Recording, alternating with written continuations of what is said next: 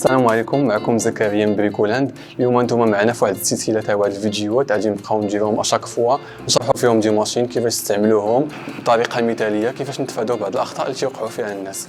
اول ماشين اللي غادي نبداو بها هي كومبريسور دير جولي د لا مارك نيو، هي مارك ايطاليان. تيتميز بان البريسيون ديالو كتمشي حتى ل 10 بار، بويسونس 1100 واط، ومن المميزات الاخرى لانه بورطابل وندوزو للتطبيق. اول استعمال غادي نديرو هو غادي نقفلو هاد الرويضه بهاد الكومبريسور. اول حاجه غادي خصنا هو فليكسيبل، غادي نبرونشيه. ثاني حاجه بيستولي دو غونفلاج، كنديماريو الكومبريسور. غادي نقفلو دابا الرويضه.